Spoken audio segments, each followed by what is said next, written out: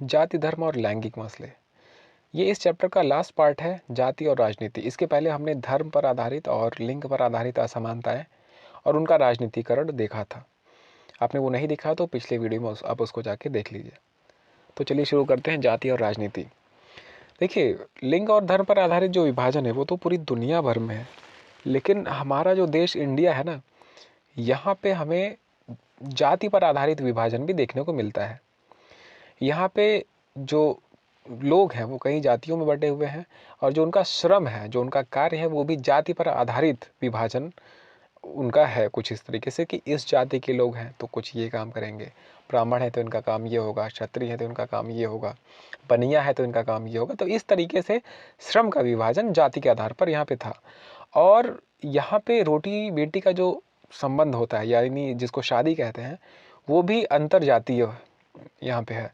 मतलब एक जाति के लोग उसी जाति में ही शादी कर सकते हैं, और जो खान पान है वो अपने ही जाति के अंदर, ये सारी सिस्टम थी अपने ही जाति के अंदर कर सकते हैं। तो इस तरीके के सिस्टम हमारे इंडिया में देखने को मिलता है। और एक वर्ण व्यवस्था नाम की चीज़ है जो कि क्या करता है, जाति समूह का पदानुक्रम, जिनमें एक जाति के लोग हर हाल में सामाजिक पायदान में सबसे ऊपर रहेंगे और कुछ विशेष जाति समूह के लोग हमेशा उनके नीचे रहेंगे। तो ये थी वर्ण व्यवस्था, मतलब अलग अलग समूह में बांट देना वर्ण के हिसाब से, जैसे ब्राह्मण, क्षत्रिय, वैश्य, शूद्र, इस हिसाब से। और जो सबसे निचले पायदान पे हैं उनसे काफ़ी बुरा व्यवहार करना और उन्हें काफ़ी नीचे समझना और उनका शोषण करना, ये सारी चीज़ें हमारे यहाँ चल रही थी, जिसके खिलाफ ज्योतिबा फूले, महात्मा गांधी, डॉक्टर अंबेडकर और पेरियार रामस्वामी नाइकर जैसे राजनेता जो थे, उन्होंने इसके खिलाफ काफ़ी लड़ाइयाँ लड़ी और समाज सुधार के लिए काफ़ी काम किया, तो जाके ये चीज़ें कम हुई समाज में। तो ये सारी चीज़ें हमारे इंडिया में थी, जिसको हम जातिगत असमानताएं कहते हैं। अब देखिए, अब जब इन्होंने प्रयास किया, जितने भी महापुरुष थे, तो इससे काफ़ी बदलाव हुआ। जो हमारा आधुनिक भारत है, इसमें जाति की जो व्यवस्था थी और उसमें जो कुरीतियाँ थी, बुराइयाँ थी, उसको कम किया गया।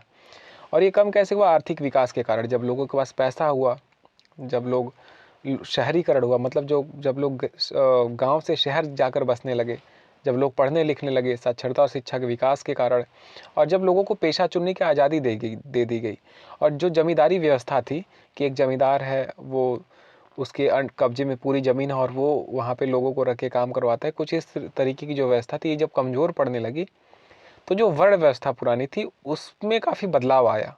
उसमें जो मानसिकता थी लोगों की, बदलाव आया, लोग काफ़ी बदले, समझे लोग। और अब तो क्या है कि जो शहर है ना, वहाँ पे अब इस चीज़ का कोई हिसाब नहीं रखता कि भाई हमारे साथ ट्रेन बस में कौन चल रहा है, कोई इतना मतलब किसी से नहीं रखता। अब चीज़ें काफ़ी बदल गई हैं, और संविधान भी ये कहता है कि जो जाति व्यवस्था जो है, इस जाति व्यवस्था के कारण जो अन्याय है उसको समाप्त किया जाए, और किसी से भी कोई जाति को लेकर भेदभाव न किया जाए। लेकिन हम ये अक्सर देखते हैं कि ऐसा तो भाई कानून तो बना दिया गया है, संविधान में भी लिख दिया गया है कि जाति पर आधारित कोई भेदभाव नहीं होना चाहिए, लेकिन जो समकालीन भारत है उसमें अभी जाति प्रथा विदा नहीं हुई है। क्योंकि हम ये तो नहीं देख सकते ना कि कोई अगला इंसान अपने मन में लेकर क्या चल रहा है, किसी के अंदर जाति को लेकर भेदभाव है कि नहीं। तो ये सारी चीज़ें हैं। तो ये पहलू अभी भी बरकरार है। अभी भी ज़्यादातर लोग अपनी जाति या कबीले में ही शादी करते हैं। स्पष्ट संवैधानिक प्रावधान के बावजूद छुआछूत की प्रथा अभी पूरी तरह समाप्त नहीं हुई है। जाति व्यवस्था के अंतर्गत सदियों से कुछ समूहों को लाभ की स्थिति में तो कुछ समूहों को दबाकर रखा गया। मतलब इस व्यवस्था से कुछ समूहों को लाभ हुआ, और जो नीचे थे उन समूहों को क्या हुआ, बहुत ही नुकसान हुआ, उनको दबा कर रखा गया है। और इसका असर आज भी दिखता है कि जिन जातियों में पहले से ही पढ़ाई लिखाई का चलन मौजूद था, जिनकी शिक्षा पर पकड़ थी, आधुनिक शिक्षा व्यवस्था में उनका ही बोलबाला है। जो पहले आगे थे वो अभी भी आगे हैं, और जिनको भाई पहले वंचित रखा गया था, दबा कर रखा गया था, वो अभी भी पिछड़े हैं। और यही कारण है कि जो शहरी मध्यम वर्ग है उसमें आपको अगड़ी जाति के लोग ज़्यादा अनुपात में दिखेंगे, और उनकी हैसियत भी काफ़ी ऊंची होती है। मतलब वही बात है कि जाति और आर्थिक हैसियत काफ़ी निकट, इनमें काफ़ी निकट का संबंध है कि अगर आप ऊंची जाति के हैं तो आपकी हैसियत ऊंची होने की संभावना ज़्यादा है, अगर आप नीची जाति के हैं तो आपकी हैसियत नीची होने की संभावना ज़्यादा है। तो ये है जातिगत असमानताएं। अगला टॉपिक है राजनीति में जाति। देखिए, हमारे अब इंडिया में अलग अलग जातियां हैं, तो जो पार्टियां हैं इस पे राजनीति भी करती हैं। ताकि वो क्या करें, वोट लोगों का ले सकें। अब इसको हम कई पॉइंट्स में समझेंगे। देखिए, पहला पॉइंट क्या है कि जब पार्टियां चुनाव के लिए उम्मीदवार के नाम तय करती है तो वो क्या करती है कि देखती है कि किस जाति के लोग कितना है। नाम तय करते हैं तो ये मतदाताओं की जातियों का हिसाब रखती है कि कहाँ पे किस जाति के लोग कितना है, और उसी हिसाब से हम अपने उम्मीदवारों को खड़ी करती है ताकि वो उन कबीलों के लोगों का वोट ले सके, मतलब वो उन जातियों का वोट ले सके। अब वो जातिगत भावनाओं को भी उकसाते हैं, मतलब अगर कोई इंसान है तो उसको जातिगत भावनाओं से उकसाएंगे कि अरे इस जाति, ये जो पार्टी है तो वो तो इसी जाति के लिए काम करती है, इसी को वोट देना है, कुछ इस तरीके की बातें होंगी ताकि उनका वोट ले सके। अब सार्वभौम वयस्क मताधिकार, इसका मतलब होता है, सार्वभौम वयस्क मताधिकार का मतलब होता है जितने भी लोग 18 साल के ऊपर हैं, चाहे वो महिला हो, चाहे पुरुष, चाहे अमीर हो, चाहे गरीब, चाहे किसी धर्म का हो, चाहे किसी जाति का हो, उसको वोट देने का अधिकार है। इसी को कहते हैं सार्वभौम वयस्क मताधिकार। तो इस जो व्यवस्था है ना, एक व्यक्ति एक वोट की जो व्यवस्था है, तो इसने राजनीतिक दलों को विवश कर दिया कि भाई अब एक इंसान एक ही वोट दे सकता है और आपको वोट ज़्यादा चाहिए जीतने के लिए, तो आप क्या होंगे कि अलग अलग जातियों के पास जाएंगे। तो जो जातियां दबी कुचली थी, जो बहुत पिछड़ी थी, उनको भी लगेगा अरे यार ये सब तो हमारे यहाँ आ रहे वोट मांगने।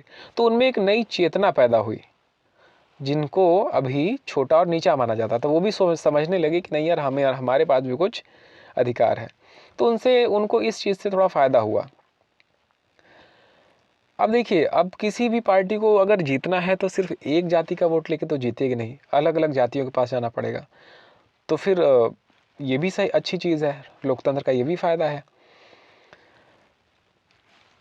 अगला पॉइंट है कि अगर किसी चुनाव क्षेत्र में एक जाति के लोगों का प्रभुत्व है, मतलब ये देखा जा रहा है कि किसी क्षेत्र में इस जाति के लोग बहुत ज़्यादा हैं, तो पार्टियां क्या करती हैं, उस जगह पर उसी जाति का उम्मीदवार खड़ा कर देंगी अपनी पार्टी से, ताकि वहाँ के लोगों के वोटों को ले सके और वो पार्टी जीत सके।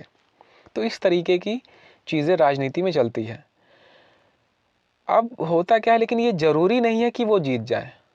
बात समझ रहे हैं? देखिए, अब पार्टी तो समझ रही है कि हम उसी जाति के उम्मीदवार को वहाँ खड़ा कर दिए, लेकिन अगर देखिए जनता क्या है, अब पढ़ लिख रही है, समझदार है, वो हर चीज़ देख रही है कि भैया कौन अच्छा है कौन बुरा है। तो उसी जाति के लोगों को खड़ा तो कर दिए, लेकिन ज़रूरी नहीं है कि वो जीत जाए, उनको कभी कभी हार का सामना करना पड़ता है। ठीक है, तो हो सकता है उनको वो आदमी पसंद ना हो जिसको राजनीतिक पार्टी ने उस क्षेत्र में खड़ा किया है चुनाव लड़ने के लिए। अब ऐसा क्यों होता है, इसके लिए एक पॉइंट दिया गया है कि देखिए, कोई भी जाति है ना, तो जाति में भी लोग बटे हुए होते हैं। देखिए, एक जाति समुदाय के भीतर अमीर और गरीब लोगों के हित अलग अलग होते हैं। तो हो सकता है जो अमीर लोग हैं वो किसी और को वोट दे दें, जो गरीब है किसी और को वोट दे दें। तो इसीलिए अब ये ज़रूरी नहीं है कि एक जाति के लोग एक ही जगह वोट करें, ये ज़रूरी अब नहीं है। अब लोग पढ़ लिख रहे हैं, समझदार हो रहे हैं, और सबकी जो मांगे हैं, सबकी राय है, अलग अलग है। लोग अपने लोकप्रिय नेता को चुनेंगे। तो ये सारी चीज़ें चलती हैं जाति में राजनीति। अगला पॉइंट है जाति के अंदर राजनीति। तो अभी तक हमने इस चीज़ पर गौर किया कि राजनीति में जाति की क्या भूमिका है, पर इसका मतलब यह नहीं है कि जाति और राजनीति के बीच सिर्फ एक तरफा संबंध है। राजनीति भी जातियों को राजनीति के अखाड़े में लाकर जाति व्यवस्था और जातिगत पहचान को प्रभावित करती है। मतलब अब एक तरफा संबंध नहीं है, अब जाति के अंदर भी राजनीति होती है। अभी तक हमने देखा कि राजनीति में जाति का प्रभाव क्या होता है, अब हम लोग देख रहे हैं जाति में राजनीति का क्या प्रभाव पड़ता है। जाति में भी राजनीति होती है। तो देखिए, राजनीति में नए किस्म की जातिगत गोलबंदी भी हुई है, जैसे अगड़ा और पिछड़ा। मतलब जातियों में भी अगड़ा और पिछड़ा होने लगा है कि भाई कुछ लोग आगे हैं, कुछ लोग पीछे हैं। तो इस तरीके से चीज़ें देखने को मिलती है। अब यहाँ पे अब लास्ट में जो निष्कर्ष दिया गया है वो हम लोग पढ़ते हैं। तो हम देखते हैं कि इस प्रकार राजनीति में कई तरह की भूमिकाएं निभाती है। इस प्रकार जाति राजनीति में कई तरह की भूमिकाएं निभाती है, और एक तरह से यही चीज़ें दुनिया भर की राजनीति में चलती हैं। दुनिया भर में राजनीतिक पार्टियां वोट पाने के लिए सामाजिक समूहों और समुदायों को गोलबंद करने का प्रयास करती हैं। मतलब कि दुनिया भर में जितनी भी पार्टियां हैं, अलग अलग समूहों समुदायों को, अलग अलग जाति के लोगों को गोलबंद यानी इकट्ठा करने का प्रयास करेंगे। कुछ खास स्थितियों में राजनीति में जातिगत विभिन्नताएं और असमानताएं वंचित और कमज़ोर समुदाय के लिए अपनी बातें आगे बढ़ाने और सत्ता में अपनी हिस्सेदारी मांगने की गुंजाइश भी पैदा करती है। मतलब ये बड़ी अच्छी चीज़ बता रहे हैं कि अब इससे फ़ायदा ये हो रहा है कि जब आप जाएंगे किसी के यहाँ वोट मांगने, मान लीजिए वो जाति पिछड़ी जाती है बहुत, तो वो भी कहेंगे देखिए हमें ये दिक्कत है, हमें अपनी बातें आगे, उनको अपनी बातें आगे बढ़ाने का मौका मिलता है और फिर वो सत्ता में हिस्सेदारी भी मांगते हैं कि भैया हम आपको वोट देंगे तो आप हमारे लिए क्या करेंगे। अब इस अर्थ में जातिगत राजनीति में दलित और पिछड़ी जातियों लोगों के लिए सत्ता तक पहुंचने तथा निर्णय प्रक्रिया को बेहतर ढंग से प्रभावित करने की स्थिति भी पैदा करता है। मतलब जो पिछड़े जाति के लोग हैं, जो दलित जाति के लोग हैं, उन्हें सत्ता तक पहुंचने का मौका मिलता है और जो निर्णय की प्रक्रिया है उसको और बेहतर ढंग से प्रभावित करने की स्थिति भी पैदा होता है। मतलब जो भी कानून बनेंगे, जो भी निर्णय लिया जाएगा, उसमें छोटी जातियों की भी हिस्सेदारी हो सकती है, क्योंकि वो कहेंगे ना भैया कि हम आपको तभी वोट देंगे जब आप हमारा ये काम करेंगे, हमारे लिए ये काम करेंगे। तो मतलब निर्णय को भी प्रभावित करने की स्थिति पैदा होती है। अनेक पार्टियों और गैर राजनीतिक संगठन खास जातियों के खिलाफ भेदभाव समाप्त करने, उनके साथ ज़्यादा सम्मानजनक व्यवहार करने, उनके लिए ज़मीन जायदाद और अवसर उपलब्ध कराने की मांग को लेकर आंदोलन करते हैं। ये अलग चीज़ है कि अलग अलग संगठन जो होते हैं ना, वो मांग करते हैं कि भैया इस जाति के लोगों के खिलाफ ये है, ये कमज़ोर है, इनको ज़मीन जायदाद दिया जाए, इनको नौकरी का अवसर दिए जाए। ठीक है, तो जातियों में भी एक चेतना जगती है कि नहीं हमें तो भाई इन सब की ज़रूरत है, तो वो भी क्या करेंगे, राजनीतिक पार्टियों के सामने अपनी मांगों को रखेंगे। ठीक है, तो ये सारी बातें, इससे फ़ायदा भी होता है। अगर जाति में राजनीति करते हैं, राजनीति में जाति को लाते हैं, तो इससे फ़ायदा होता है। लेकिन अगर सिर्फ, आप ये एक बात ध्यान दीजिए कि अगर सिर्फ जाति पर जोर देने लगे हम लोग, तो ये बड़ा नुकसानदायक भी हो जाएगा। राजनीति करिए लेकिन एक लिमिट में करिए। जैसा कि धर्म के मामले में हमने देखा था कि अगर बहुत ज़्यादा धर्म पे राजनीति करेंगे तो सांप्रदायिकता फैल जाती है।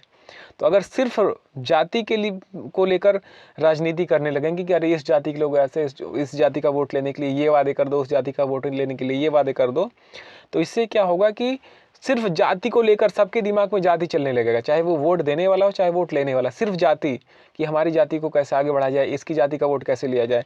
तो इससे क्या होगा, जो और मुद्दे हैं जैसे गरीबी, विकास, भ्रष्टाचार, इस पर कोई ध्यान ही नहीं देगा, सबका ध्यान तो जाति पे आ जाएगा। तो इससे होगा नुकसान, इससे भैया देश का नुकसान होगा। इसीलिए हम सिर्फ जाति पर ध्यान देना सही नहीं होता। और अगर ऐसा चलता रहा तो एक जाति के लोग दूसरे जाति से नफरत भी करने लगेंगे कि देखो उसकी ये मांग पूरी हो गई, उसने ये ऐसा मांग लिया, और इससे जातिवाद फैलेगा, तनाव बढ़ेगा और हिंसा भी हो सकता है। कहने का मतलब राजनीति ठीक है but in a proper limit, एक लिमिट में। ठीक है, और ये बहुत इसकी अति होगी तो इससे जातिवाद, तनाव, टकराव और हिंसा भी हो सकता है, तो ये नुकसानदायक भी हो सकता है। तो मतलब अगर है तो ठीक है, बट एक लिमिट में है तो तब तक तो सही है, तब तक तो चलेगा। तो इस तरीके से हमने ये चैप्टर पढ़ लिया है। आप इन सवालों को करिएगा और अगर समझ में नहीं आता है तो आप पूछ सकते हैं हमसे। मिलते हैं अगले चैप्टर में, अगला चैप्टर कवर करेंगे तो थैंक यू फॉर वॉचिंग।